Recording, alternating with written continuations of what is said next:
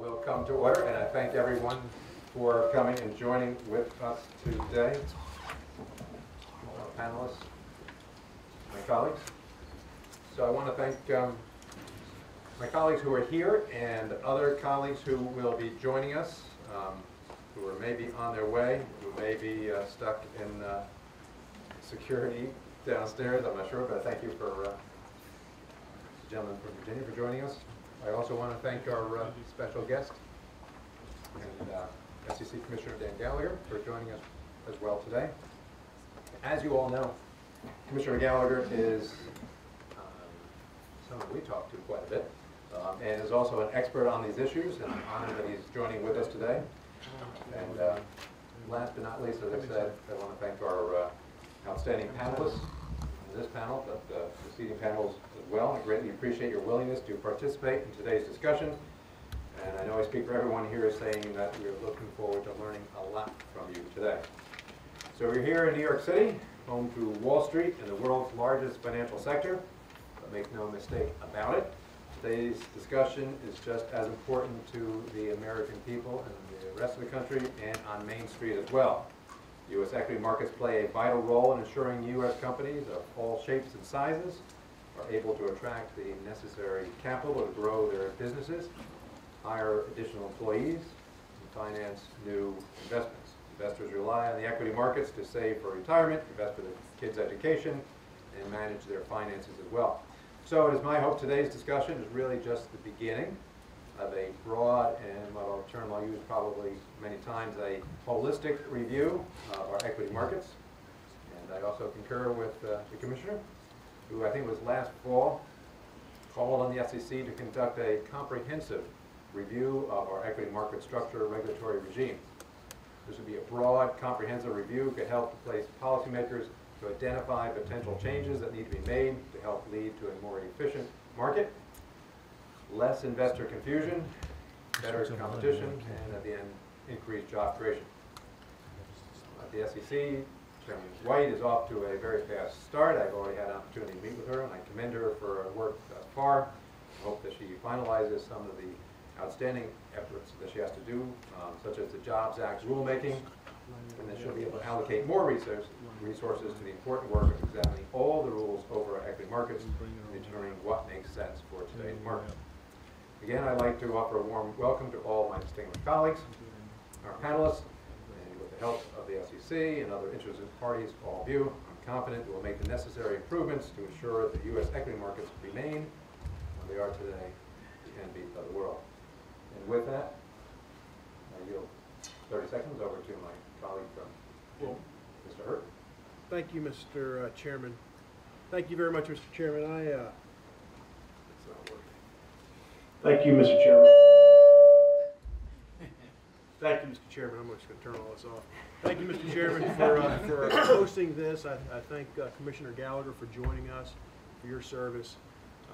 I represent a rural 5th District, Virginia congressional district that runs from North Carolina up to the northern part of the state of Virginia. And as Chairman Garrett said, obviously this is extremely important to the financial hub that is represented here in New York, and I'm proud to be here in New York. But obviously it's also very important to everybody who wants to see vibrant equities markets and all the good things that come from that, whether it be for investors, obviously for the businesses that depend on that capital, and then finally, and perhaps as important as anything, are the contributions that those two things together make for our quality of life, a quality of life that we enjoy here in the United States that is a very direct consequence of that investment and all the good things that come from it. So I'm proud to be here. Look forward to hearing from the panelists. Commissioner. I'll keep it very quick because I know each of these panelists and each of them could take up the entire day with their remarks. That's how much they know.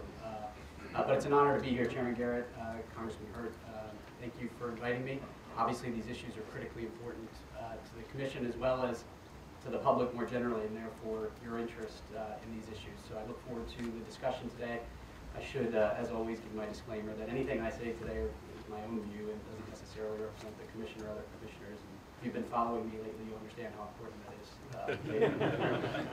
So thank you to both of you, and now to the panelists. I'll just run through this quickly, and also as a housekeeping order, we are on the schedule. The first panel is for an hour. We don't have the what we have down in D.C. with a little clock, but I have been warned repeatedly by the audience that a number of you can go on and on and on. So I think we are going to try to keep this to 10 minutes. And I'm not looking at any one of you, by the way, when I said that. So in the order that I have here, professor from Georgetown University, Mr. McGonigle, and executive vice president and chief legal officer, Brandon Becker. Partner from Wilmer, Hale, Steve Luparello, and Murphy and McGonigle, Joe Lombard. And I was not told in any particular order other than the order that I just went through. So I guess I will turn it to Professor. Why, thank you. As the token professor on this panel, I figure my job is to explain why we got here. In order to figure out where we are, how we got here, and where we're going, we need to understand a little bit about how the economics of the equity market is different from other markets. So the one thing to remember is we've got a lot of controversies here, and guess what? We've been arguing about this stuff for the last 400 years. And we'll probably be arguing about it for the next 4,000 years because different market participants prefer different market structures, okay? There's no one-size-fits-all market that everybody says, yes, this is perfect. People disagree. And yeah, we're generally pretty vocal about our disagreements. Now, but one thing to think about is why is the equity market different from other markets, even different from other financial markets? You know, think about it. You know, we don't go to the paperclip exchange to get paperclips. You know, we don't have a paperclip exchange commission to regulate them. And indeed, even most financial markets operate very nicely over the counter. You know, currencies, mortgages, lending, bonds, a lot of derivatives. So what's different about the stock market? And as most of you know in this room, it's information. You know, most of us know what a box of paperclips should cost, but nobody really knows exactly what a common stock is worth because nobody knows how much money that company is going to make going into the future. And what that means is when somebody goes to buy or sell a stock, there's a lot of information in that order. It means they think they know something about it. So the information content of the markets is really what's different. Now, let's think about it. When an institution wants to buy or sell a large block of stock, they've got a really difficult problem. If they reveal too much information, they're going to drive the price up when they go to buy. So they want to hide their information. But if they don't reveal any information to anybody at all, they can't trade. So the trick of the institutional trader is to figure out exactly what to reveal to whom and how. It's a complicated problem. It has not been solved. So there's a common saying in this business, everybody wants to know what everybody else is doing, but nobody wants to show what they're doing. How many of you have heard that before? A few people are listening to me. That's good. Okay. So, but we're all better off with at least some information because that reduces everybody's transaction costs in the market. Okay? It makes it easier for the buyer to find the seller, to figure out the right price. So by lowering transaction costs, we lower the cost of capital. That means more investment. That means more jobs. Now, organized markets help solve this problem because having a structured market forces the disclosure of information. We don't need to have a government rule to force the disclosure of paperclip prices. But what we have is a set of rules which say, hey, if you do a trade in the US equity market, within 30 seconds, the price and volume becomes public knowledge. And indeed, stock exchanges force disclosure of some information. You know, the bid, the offer, not the identities. And they also allow some hidden orders as well. And other trading platforms, the so-called dark pools, reveal even less. Okay. And the big debate is, you know, what's the right amount of transparency to have? But one thing that we must never forget is people's financial information is their personal intellectual property. Okay? It's costly to create and it's valuable to possess. So before we use the heavy-handed hand of government to expropriate people's personal information and overwhelm their financial privacy, we need to have an overwhelming public interest to do so. Now, what is the right amount of this forced disclosure? There's no first best answer in which everybody agrees. And we've had perpetual battles for hundreds of years, and we're going to have these battles for hundreds more. Because again, there's no first best obvious answer that everybody's going to agree on. So it makes it fun. So how much do we need? Is so much trading happening in the dark that it's going to hurt our price discovery? I don't know what the right answer is. But I would like to remind everybody who's had the misfortune of taking a class in statistics that we don't need to measure 100% of a population to estimate the average height of the population. We only need a statistically significant sample. What's the right number? I don't know, but it's probably different for different stocks. Now, another thing that makes life even more fun is different types of order flow have different levels of information content.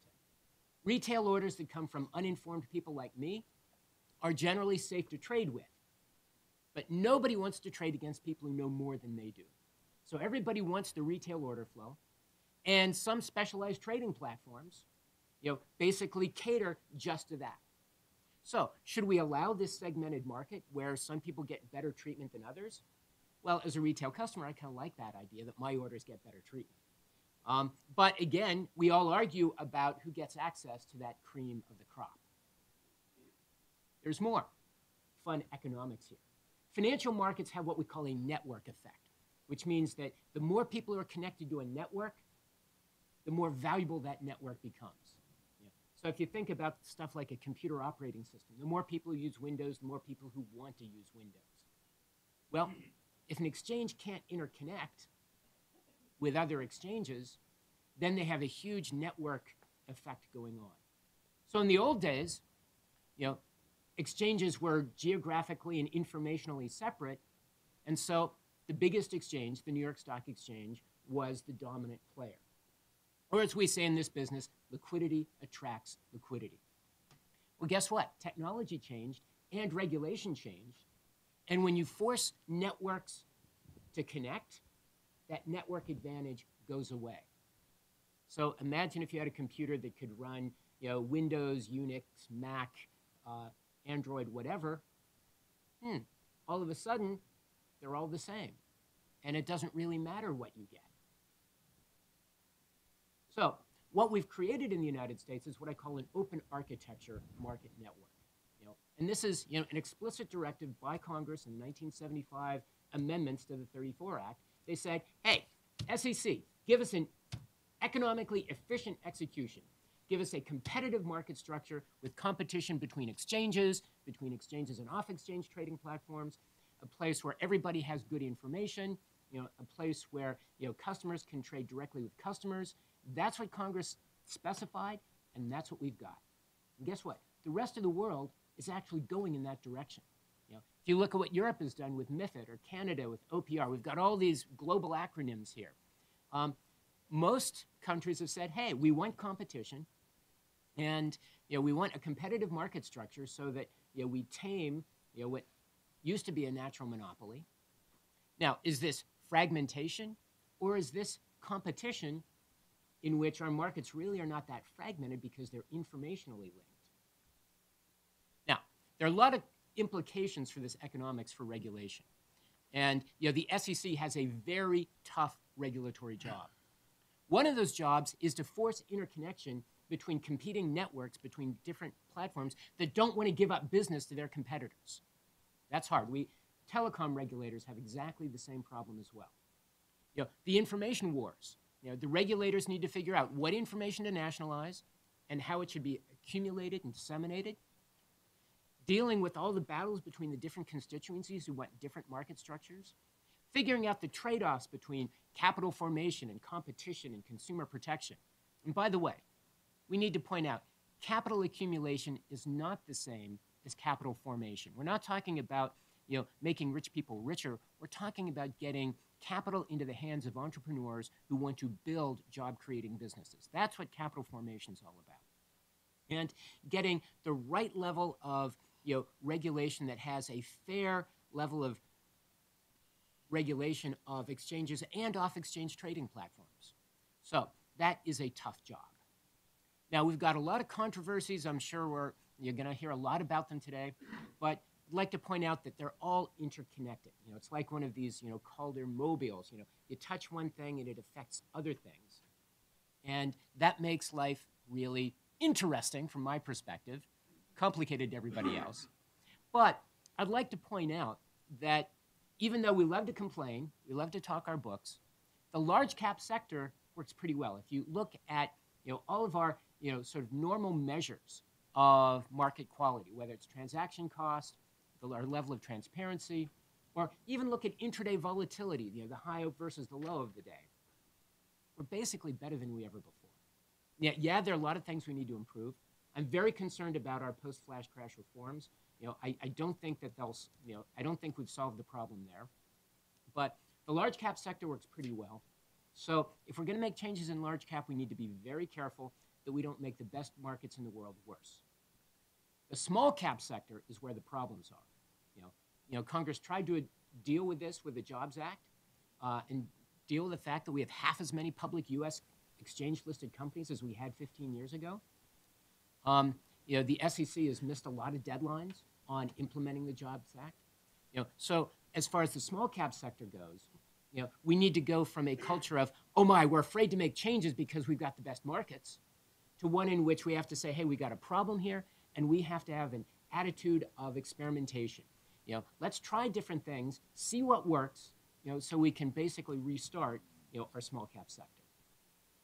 And that's the end of my prepared remarks. Any questions or comments? Well, we'll keep them till the end. And I thank you, Professor, and Mr. Becker. Thank you, Chairman Garrett, Representative Hurt, and Commissioner Gallagher. It's a pleasure to be here today. I'm going to take a more historical path, and then my colleagues will bring you into the regulatory structure. I won't take you through the 400 years of Professor Angel's analysis, but probably about 80. Historically, the reason why we've regulated securities markets, apart from the theoretical concerns that Professor Angel highlights, has either been because there's been a major corporate scandal, there's been a precipitous decline in equity values, or significant firms have failed. And that stimulated the reform effort. In the market structure context, in contrast, it's generally been driven by changing market volumes and changing order flow between and among participants. So in the 1930s, during the Depression, when trading volume declined dramatically, a series of rules were proposed to try and resend that order flow basically back to the primary markets. Eventually, the SEC stepped in 1941 to prohibit those rules, and you still had dispersion of order flow between and among primary markets and regional markets. That flared up again in the 1960s when we still had fixed commission rates. And as those began to fall apart between the mid-60s through the mid-70s, you saw order flow going to regional exchanges, you saw it going to the over-the-counter market, and again you had calls for centralization of order flow and various rule proposals. As Professor Angel notes, the Congress stepped in and ultimately banned fixed commission rates and called for a creation of a national market system to try and reintegrate that order flow so you'd have the benefit of price discovery in a centralized location to some extent. The SEC, following up on that congressional directive, and let me emphasize that that directive, while setting out broad goals for the marketplace, did not specify structural reforms. It did say we have to end fixed commissions, but it left to the SEC most of the implementation of how you would achieve something like economically efficient securities transactions or the opportunity for orders to interact with one another. The SEC at that time proposed in 1978 a series of rules that were at that point, and here I will introduce an acronym for you, that were viewed as effectively calling for a consolidated limit order book, basically pulling all of the resting orders to buy and sell securities into one location so that you could have a market clearing price. That was clearly a rule before its time. It was widely criticized and not adopted. Instead, what you saw from sort of the mid-70s through 2005 was a series of attempts to link together various markets and to develop various rules to require orders to interact with one another while still preserving these independent marketplaces. That period sort of comes to an end in 2005 with Regulation NMS, where you finally have a market-wide pricing rule, and you see the emergence of additional technologies and alternative trading form probably over the last 8 years. The distinction I'd like to just draw for you historically, and you've got two wonderful panels later today that can discuss this in much greater detail, is in the greater scheme of things, the debate between the 30s and 2005 occurred in the context of a dominant marketplace that set prices. Whether it was the New York Stock Exchange or the American Stock Exchange, you had one lodestar that you could look to for pricing, that retail investors could look to for pricing, that mutual funds could use for setting their prices, that block traders could use for trading in connection with those prices. And you were largely trying to maintain a competitive environment around that dominant marketplace so that you had the benefits of innovation, alternative trading vehicles, cost reduction, incentives to innovate, and I think on balance that proved quite successful. But you still had a pretty dominant place where you could go find, relatively speaking, the price of a security. What is unclear today, and I think makes the call for a holistic assessment so critical, is we have seen a degradation may sound too pejorative, a changing order flow where we have an increasing number of exchanges, an increasing number of alternative execution vehicles, and arguably a reduction in that dominant pricing location. Now, it is unclear whether that change in dominance is a change in kind or whether it's a change in degree, such that with enough tweaking of various rules, how you deal with undisplayed orders, how you deal with payment for order flow and other incentives, you can cobble that back together and through the benefits of price transparency and trade reporting, achieve the price discovery benefits that Professor Angel's alluding to while still maintaining this dispersed and this different set of environments. Now, throughout this exercise, I think Professor Angel gets it right when he says the SEC has had a tough job. Basically, at the request of Congress, the SEC has been charged with being the referee. We have some broad goals. They're not necessarily mutually inconsistent, but they are at least competing and in tension with one another. To what extent do you encourage markets to compete with one another? To what extent do you try and get orders to compete in the sense that you put up a buy and sell to find the best price? And to what extent do you try and let the marketplace itself come to its equilibrium? And to what extent does the government set the ground rules? And in that sense, it's the classic stadium problem. We all know that if we stay in our seats, we can see the game, but if everybody stands up, you don't want to be the last one sitting.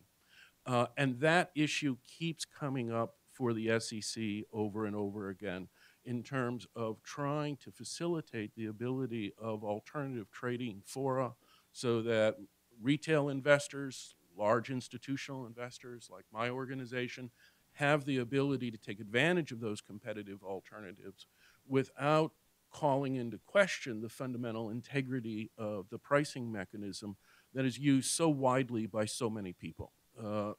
One of the things that I think is critical in this context is just to remember how many collateral consequences flow from whether we get the price of equities correct, whether it's jobs formation, the allocation of capital, the pricing of your 401k, the ability to achieve liquidity in the marketplace, the ability of venture capitalists to basically pursue exit strategies. It's a very important exercise, not only for the participants in this room who are market professionals and deeply interested in hundreds of points, but for the broader both retail and institutional public. I do think that the one question, without trying to be presumptuous, that I might direct the panel's focus on is this question of maintaining the pricing integrity across dispersed market locations, notwithstanding the fact that you don't have sort of a central point that you can actually look to, and whether or not we've turned a point in that regard. I don't think we had between the 30s and 2005. I think we've had tremendous cost savings. There have been significant benefits to the investing population. The question is, are we seeing a significant shift at this point, which others on the panel can discuss later. And with that, thank you very much. And I thank you. And I guess we'll move right to your right. I'm actually going to flip it back, and Joe and I will attempt to cover 80 years of legislation in 10 minutes, and suffer from following Professor Angel and Brandon, who have done a similarly thorough job. But I'll throw it to Joe first. Here we go. So Steve and I will be ping-ponging back and forth, and as he said, with a very tall order indeed. And we're going to, just by way of preview, try to touch upon in this short time Professor Angel started with how we got here. And before you do that, can I ask you to move the microphone just Sure. a smidge closer to you so I can hear too? How's that? That's- Better? Good. We're going to touch upon the how as opposed to the why, and talk about some of the mechanics of the process, because obviously any effort that you gentlemen are focused on will want to contemplate the mechanics and the how, as well as the why of where we are. And by way of preview, we'll try to touch upon the foundations in the Securities Exchange Act of 1934, the Maloney Act of 38, the 75 amendments, the order handling rules, Reg ATS, decimalization, demutualization, and Reg NMS, all in 10 minutes. You have 10 minutes, right? We got 10 minutes. You got it. By way of kind of context before we get started, I think that it's useful to try to draw two threads, if you will, through that tour, and I would focus on two concepts and sort of two questions underlying them. The concepts being competition and oversight, and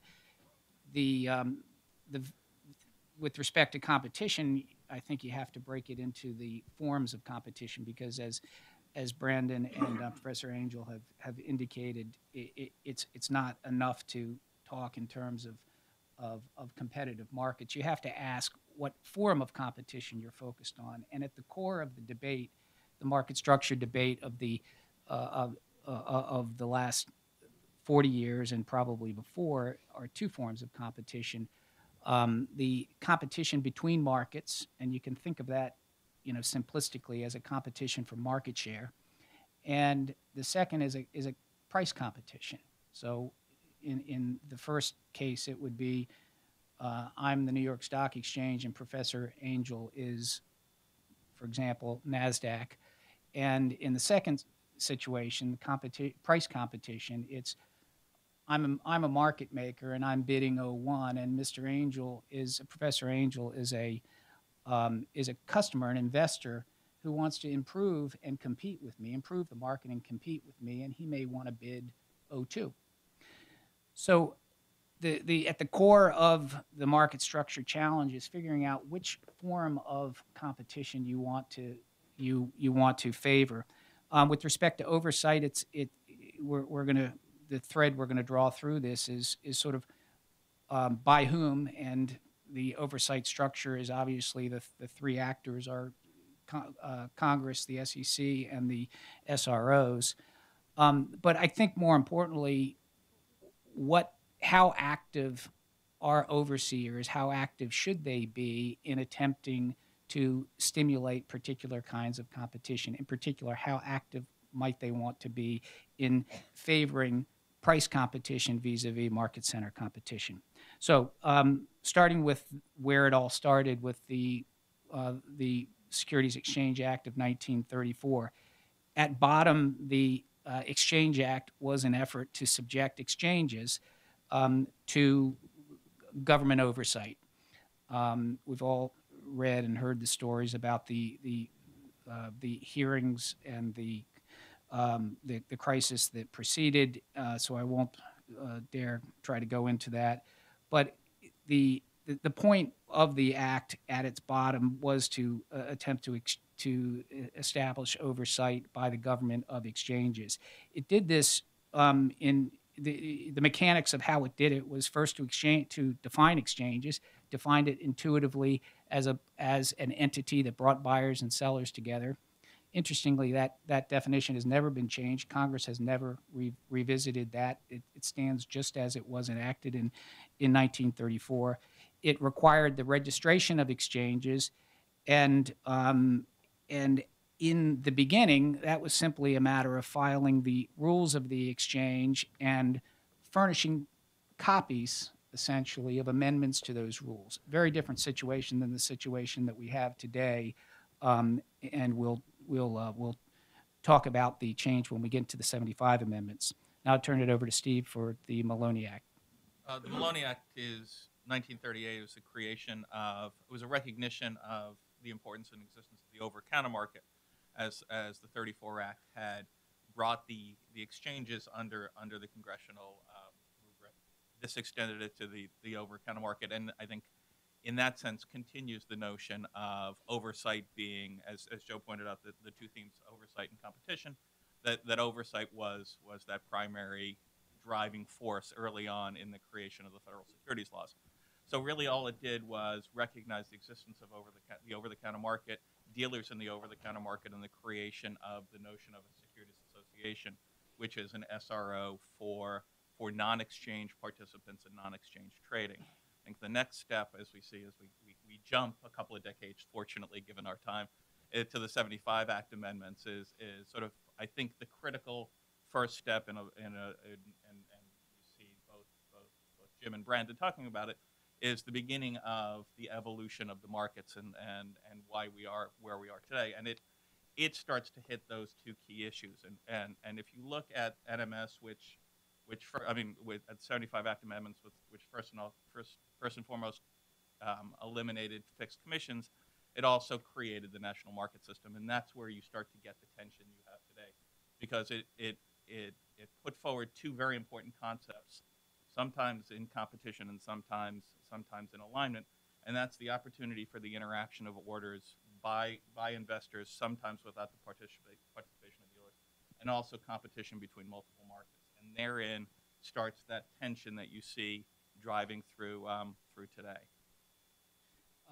One quick follow-up point. The other seed that was placed by the Maloney Act of 1938 is the beginnings of the SRO structure. The groundwork was laid for the National Association of Securities Dealers, which gave birth ultimately to FINRA. So the way the OTC market was regulated was not via direct government control, but by laying the groundwork for an organization that would regulate the thousands of broker-dealers that had just been registered by virtue of the requirement of the 34 Act. I'm sorry, go ahead.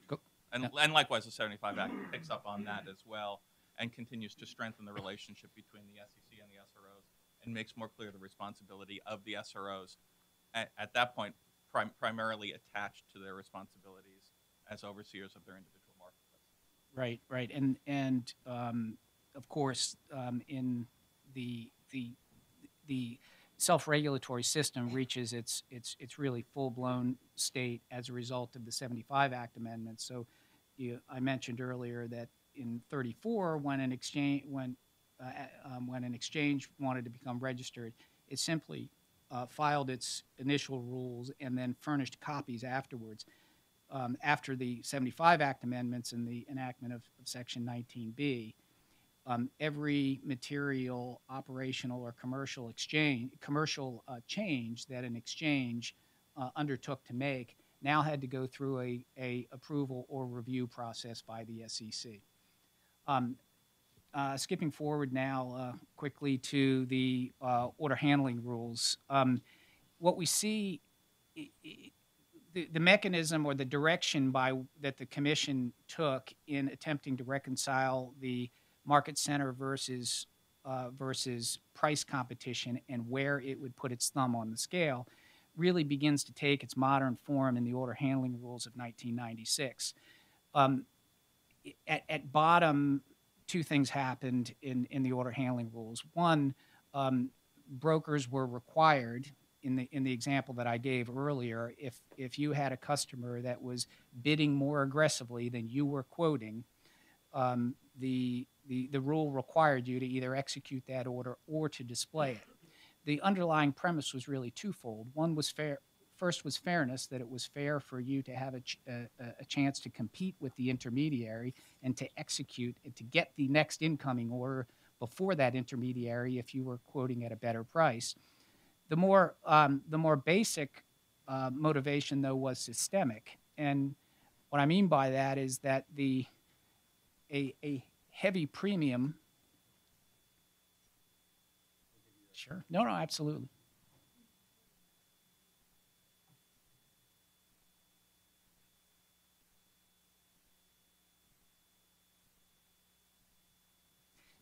So, in the order handling rules, what you have is a very heavy premium being put on the systemic importance of requiring that aggressively priced order to be displayed.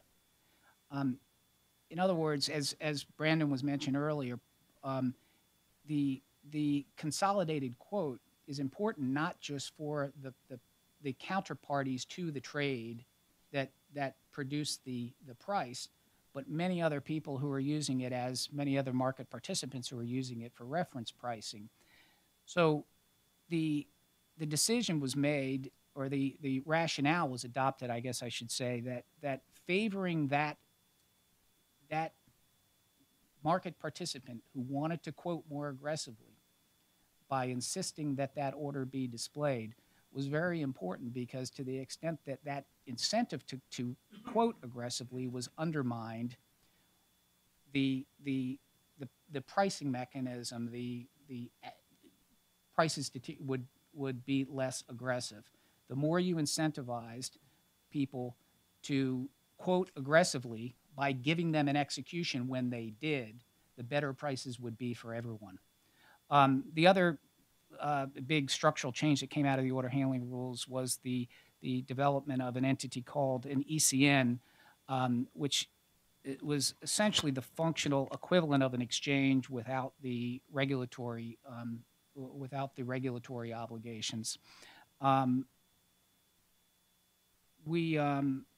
Let me just touch, because I know we're short on time here, very quickly on Reg ATS before kicking it back to Steve for decimalization. So following the order handling rules in 1996, in 1998, the Commission adopted Regulation ATS. In essence, what Regulation ATS did was to define a category of markets and to exempt them, to carve them out of the definition of exchange that I mentioned earlier, the intuitive definition of a place whereby, or an entity that brought buyers and sellers together. The Commission defined a certain group of participants out of that definition, and by doing so, carved them out of the obligations that exchange status and exchange registration brought with them.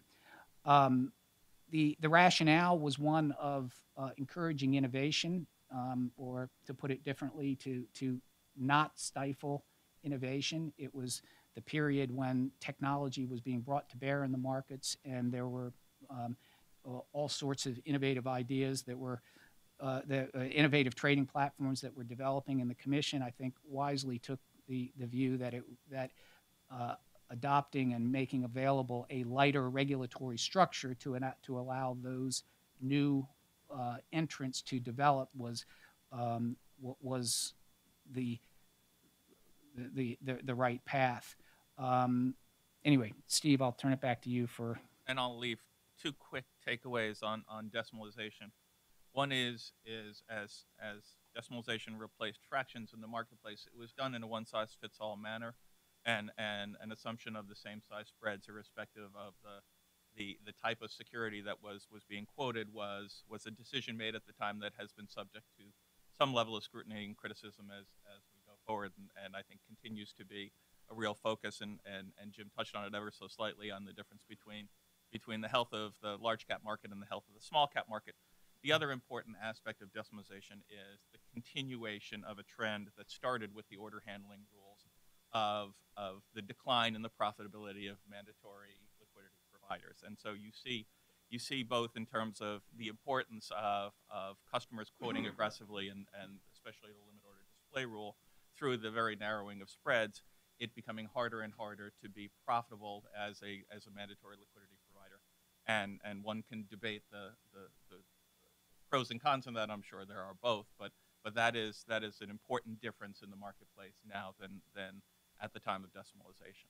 I think that leaves us with Reg NMS as the last seminal moment, but I think since that's going to be a topic of broader conversation, I won't say much other than to note again the idea of competition among markets and the requirement of interaction has never been more profoundly felt than what was put in place through NMS, which resulted in a variety of markets, lit, dark, exchange, non-exchange, and a free flow, which has some real benefits, but as all the panelists have pointed out, has, with the exception of perhaps the open and the close, and at halt moments, the lack of a real primary market, irrespective of who lists those stocks, and that's a very important issue for us to talk about. The one quick point just to make a note of that, but that we don't have time to discuss, is that the important development that's happening in parallel with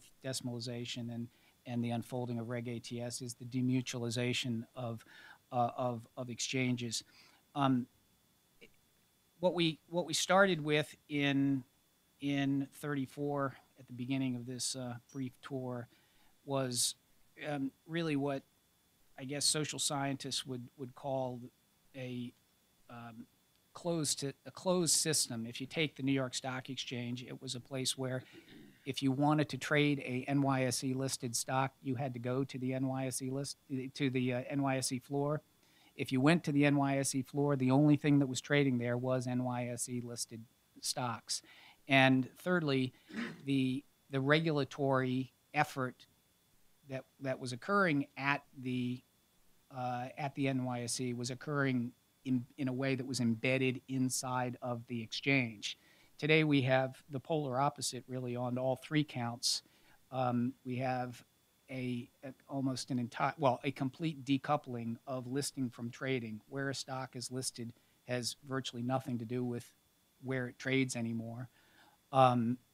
We have a partial, I'd say a substantial decoupling of the regulatory effort from the exchange. In other words, Steve's former colleagues at FINRA now do most of the regulation for most of the exchanges rather than that being done internally. I say substantially, that's not entirely true. There are zones that have been retained. For example, the regulation of listings is still done inside the markets. Much of the technical rule promulgation still is done inside the markets, but much of it is entirely decoupled and done externally. Well, I'll leave it at that. Thank you. Well, again, thank you to all the panelists. And during the panel discussion, we've been joined by two others, my colleagues. First to join us to the left of my, by the way, as heard, is our vice chairman of our subcommittee. Right here from New York, Mr. Grimm, you're recognized. Thank you, Chairman. Really, I just want to welcome everyone as the only Republican in Congress representing all of New York City. Really, it's really a pleasure to have this, and I want to thank Chairman Garrett. Look, it's selfishly my interest to keep New York City the financial capital of this country, as well as keeping the United States the financial capital of the world. And to do that, we're going to need to be competitive in market structure and capitalization, all the things we spoke about today.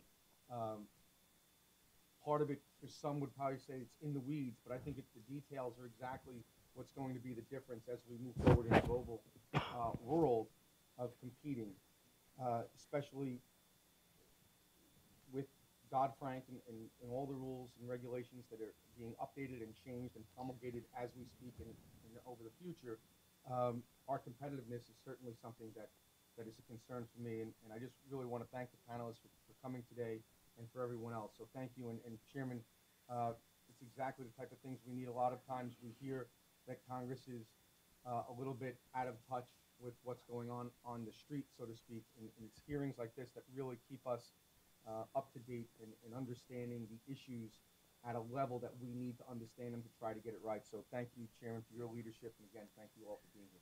Thank you for being here. Thank you for always being in touch on these issues. He's been a very active member of the committee ever since I became chairman of the committee, so thank you for that. And to my right, another New Yorker, the ranking member of the subcommittee, Ms. Maloney. Thank you so much, Mr. Chairman, for convening this and coming to New York, and we appreciate it. It's very illustrative of your approach to issues, substantive and hardworking. We're thrilled that you're here. Thank you so much. And I truly do believe that economic strength is a big part of our homeland security strength and our strength as a nation. And we need to continually work to make sure that our markets are safe and sound, competitive, innovative, and serving the consumer. I welcome this opportunity to work with Chairman Garrett and all of my colleagues in Congress toward that end. Welcome to New York. I look forward to learning. Thank you. Thanks. So I'm going to just first kick it over to Representative Hurt, and then to Mr. Galler, follow that with a point. Hello? All right, good, excellent. I guess I would start with maybe a big picture question, maybe start with you, Professor Angel, and then anyone else who wants to answer the question. But I guess in my mind, I wonder about what it is we're trying to do here. Do you look at the challenges that we face in an offensive way? That is are we playing offense or are we playing defense? And I guess the question that I would ask is if we are playing defense, if we are trying, what is the greatest risk that we face to not reforming the system? If that's what we're doing, what are the greatest risks we face in not taking action? Or to put it another way, if we're playing offense, what are the great, if we tackle these challenges and do it in a thoughtful way and in a way that leads to more investment and deeper markets, what are deeper liquidity? What are the what are the things that we can look forward to in the big picture? And I'd love your thoughts on that. Why, thank you. The real risk that we're facing, well, let's look at what's happened to our small cap sector. We made a number of very well-intentioned changes in market structure. We used to have a very different market structure for small caps, but we've made a number of decisions so that we no longer have a different market structure for small cap stocks. And guess what?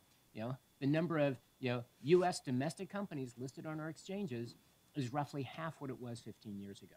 Okay, so that means less investment, less jobs, less economic growth.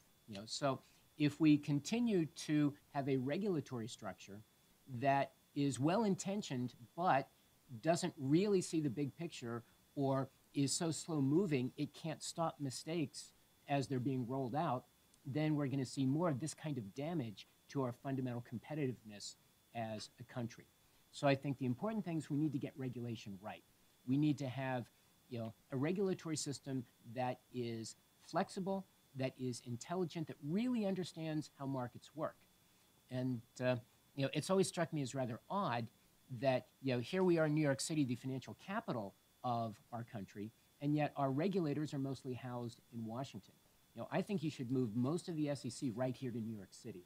And I think there you'll draw from a much better labor pool and be able to make much more intelligent decisions. If we get regulation right, then the rest will follow. Well, I'm sorry. No. You want to?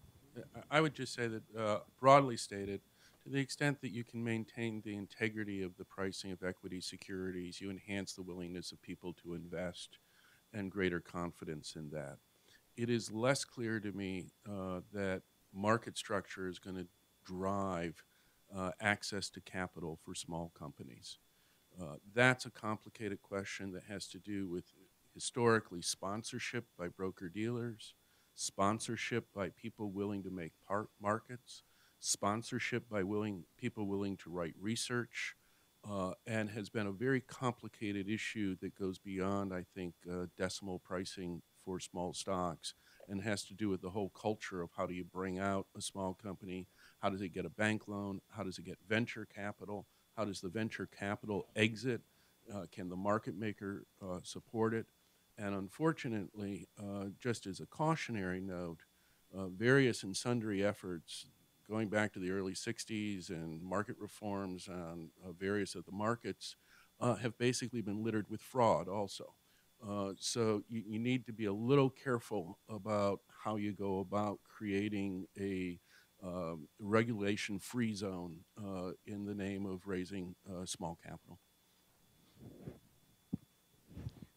Yeah, I think this has been a very, very interesting discussion with the panelists, and I think you've perfectly set up, you know, the construct, the context in which the next panels will take place. The one thing that in my role now vexes me the most, and I think it is actually very important for us to figure this out, is the question of, you know, what came first, the regulation or the technology, right? The sort of the chicken and the egg, and it's not something I think you can just sweep away and say, it doesn't really matter. We're faced with this market structure right now in which high-frequency trading and all of these other issues are bandied about where investors might not have the confidence they need in our markets. Let's just deal with those issues. Let's come in slice by slice, as we've been doing since May 6th, and Professor Angel alluded to that. And so I would like to get the panelists' thoughts on, you know, has it been regulation or the statutory framework that's pushed us to where we are today? Has it been a confluence?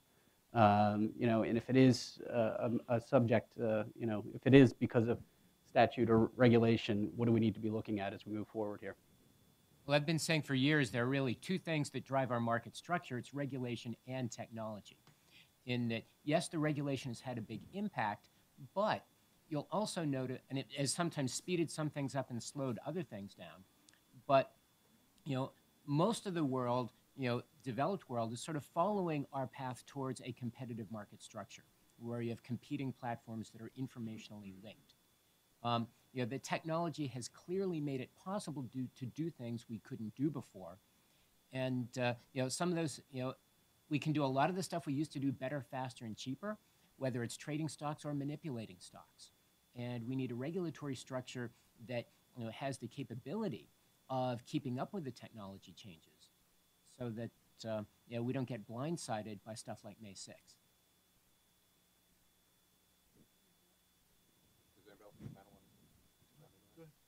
I think that's exactly the question, right? Which is are the things that people talk about from the market structure standpoint, right? Primarily high frequency trading, dark pools, fragmentation.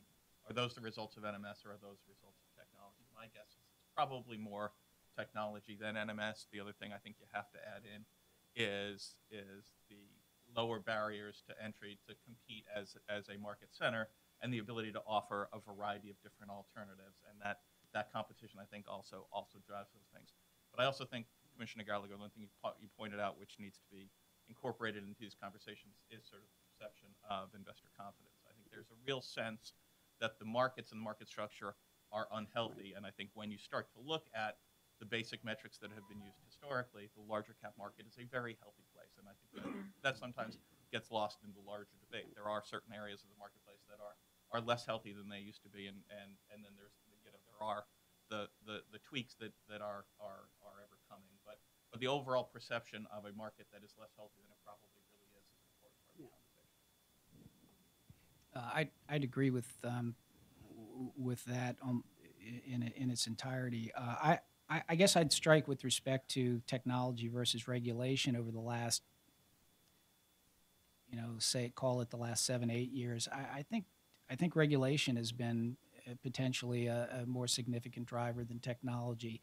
What I mean by that, I mean, these are questions of multiple causality that are tough, obviously.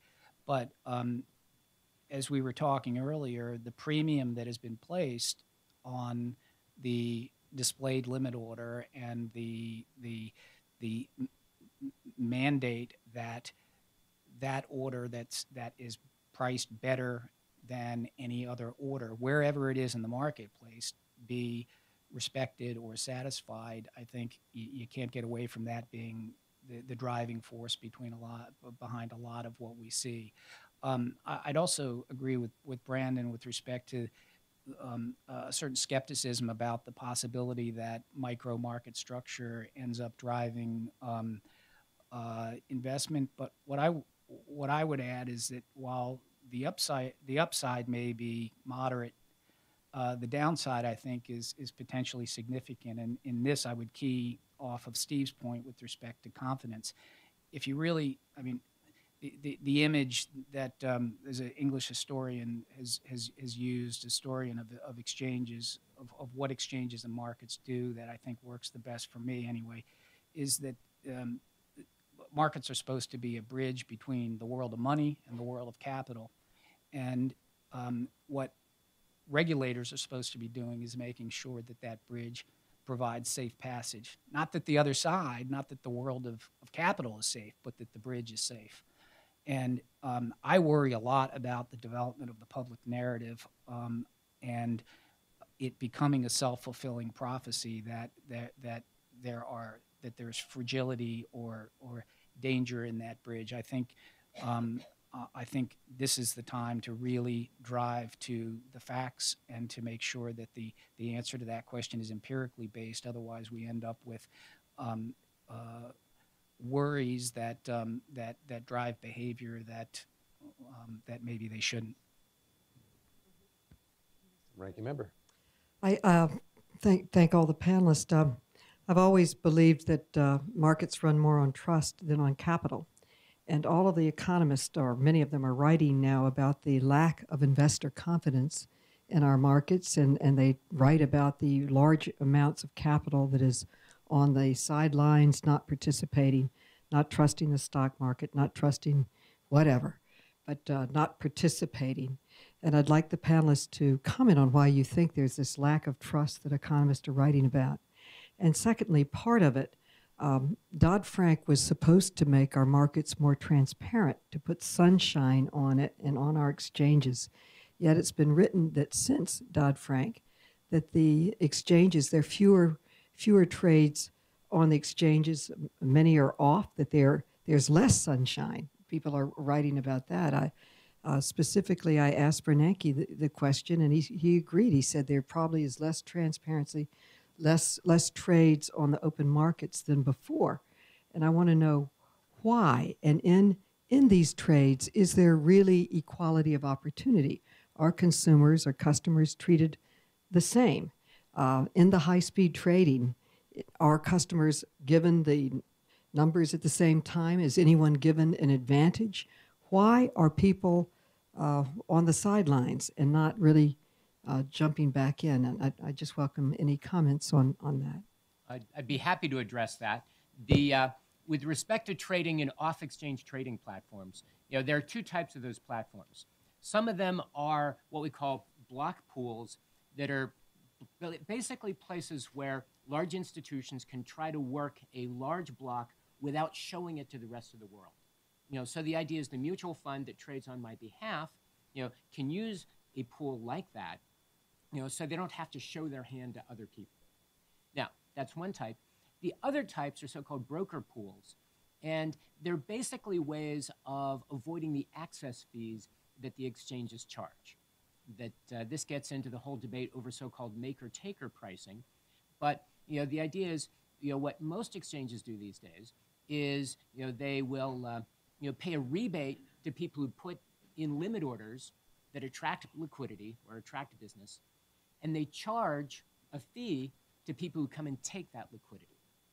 Well, what these dark pools do is they say, before I go to an exchange that's going to charge you 30 cents per 100 shares to take that liquidity, let's see if I can match it with some of my own order flow so I can save that 30 cents. So that's part of what's going on. It's one of the side effects of some decisions that were made by the SEC long ago to allow these so-called access fees.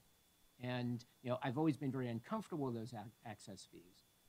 but it's not really clear what's the best way going forward from here.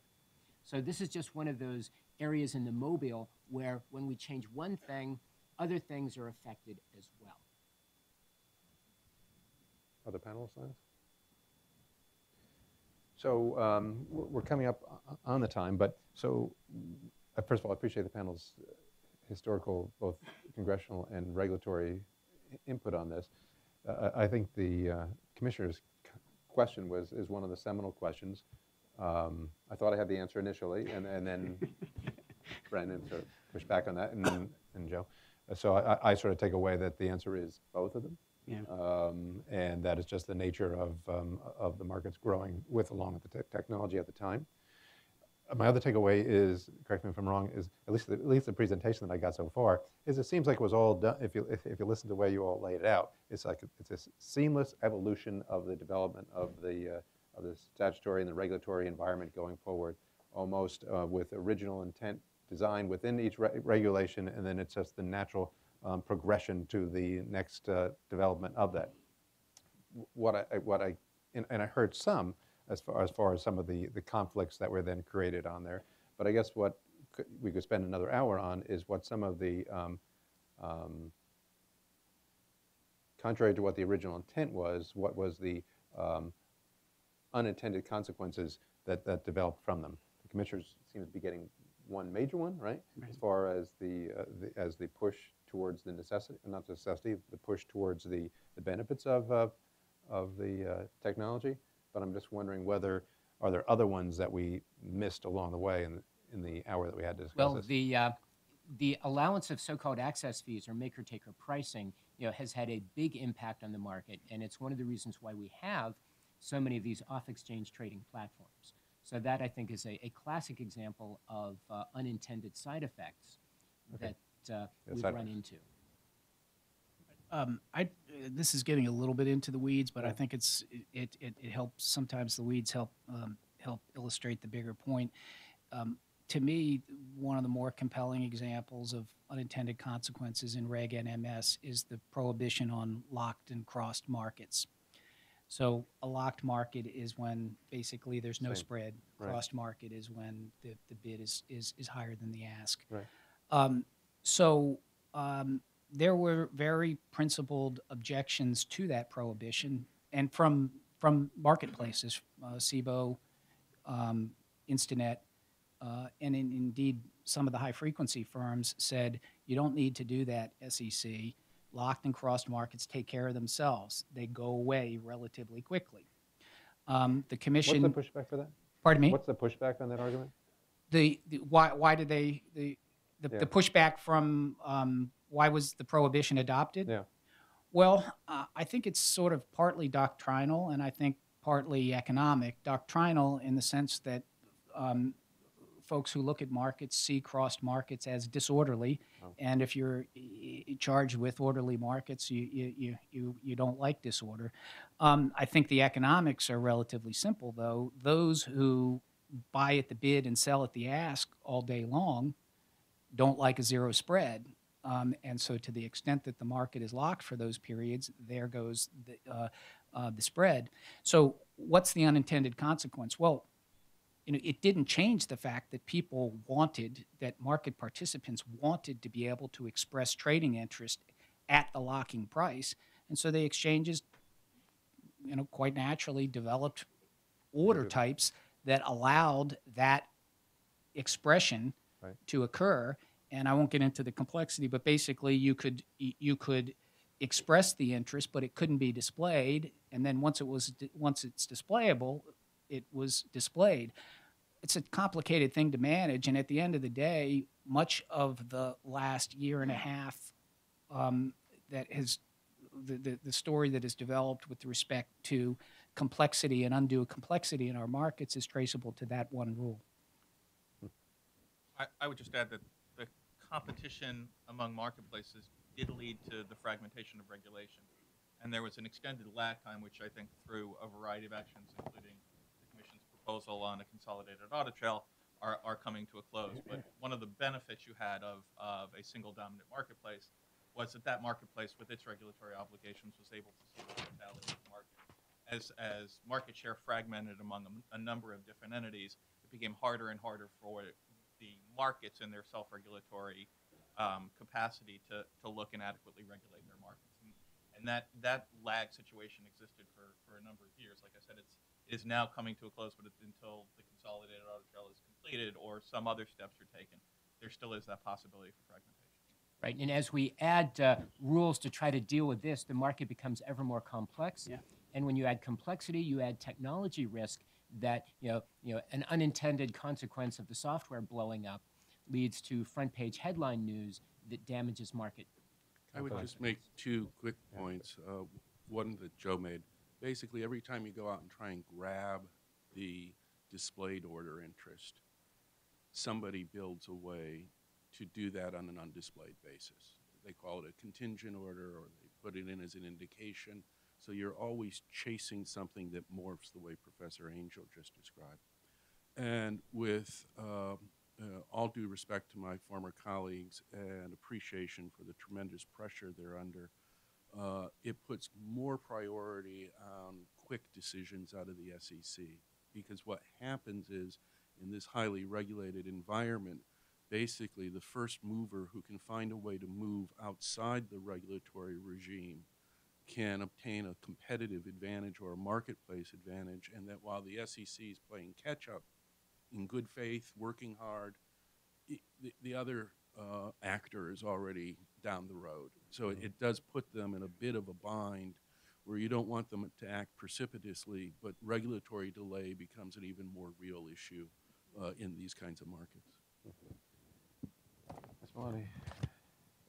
Why are more trades going off the sunshine exchanges? That, as I said earlier, that's been several articles on it. Bernanke even mentioned it. Why are they moving off? Can someone explain? They don't like the access fees the exchanges are charging. So a lot of them are basically just going to cheaper execution venues. One quick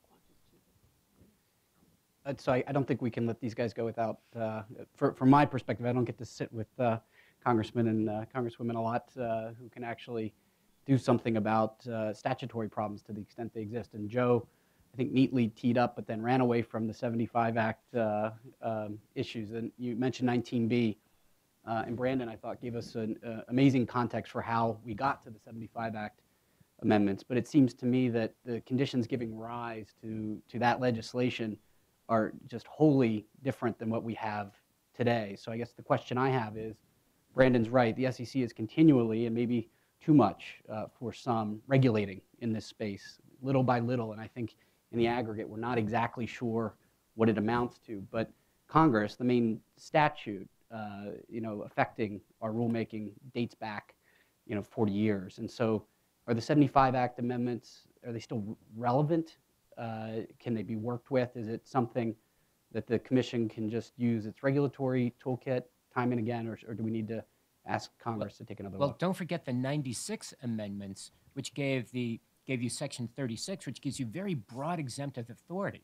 So even though I agree with you, a lot of the 75 amendments, and especially 19B, are obsolete, the SEC has full statutory authority to recognize that and, basically exempt stuff. The SEC really has not exercised the authority it has. And, that's the problem. Commissioner, I would say with respect to the basic mandate, the Section 11 mandate of the framework of the national market system, I think it served us fairly well, and it frankly is flexible and dynamic enough to give the Commission the authority it needs to deal with the challenges. With respect to the SRO rule filing process, I think there's a lot that could be done, frankly, without statutory change. I don't know whether statutory change is necessary. I just don't have a view on it.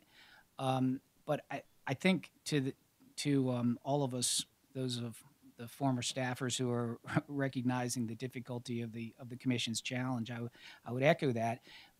We all have examples of rule filings that have gotten hung up that we think shouldn't have gotten hung up.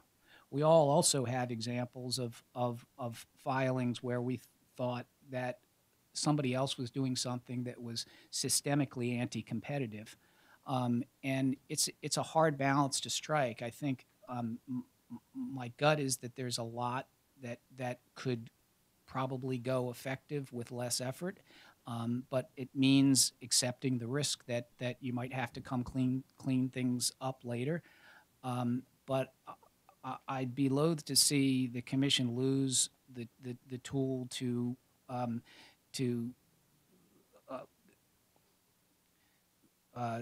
delay the effectiveness of something that had a genuinely anti-competitive effect. I think the context you refer to is exactly right, though, in the sense that, remember, when the 75 amendments were adopted and when the competitive and the anti-competitive issues were framed, we had dominant markets. We had central markets where the downside of letting somebody discriminate against a member was a big deal.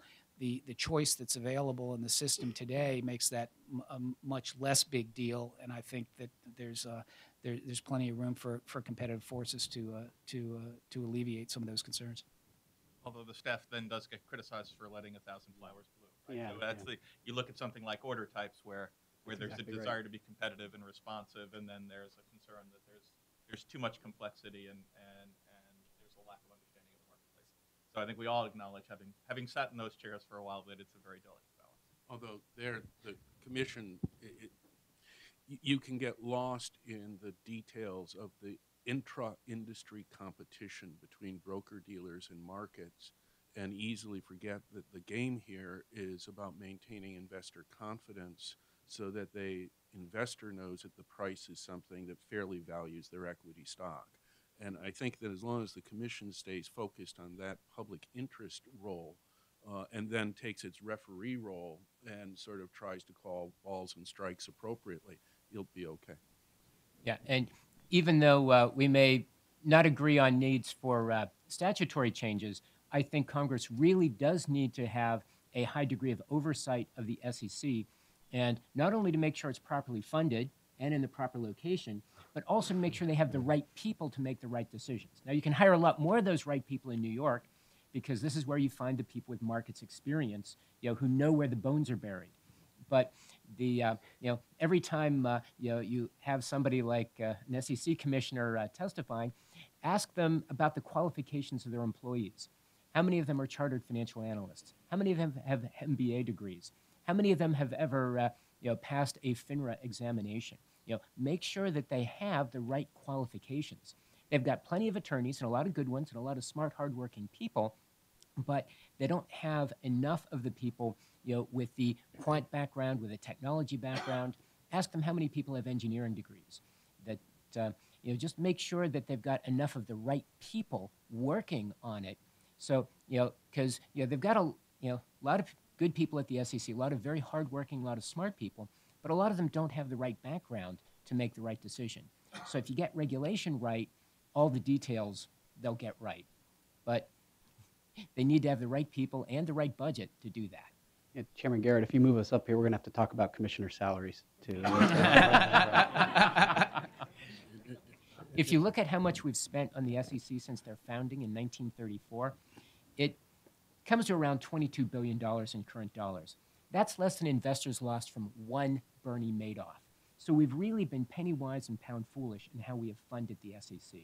But I don't think anyone wants to forget the wonderful New York regional office of the SEC that does a great job day in and day out. Right. I appreciate that ending note as opposed to more money for the SEC note. And so with that, we will end the first panel and thank all members of the first panel.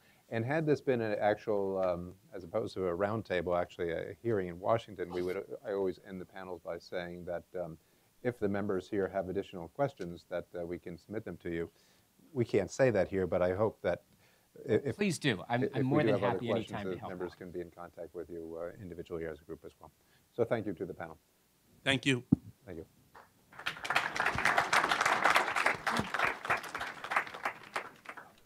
And we're already behind schedule, amazingly, but we'll just take a 5-minute break to bring up the next panel.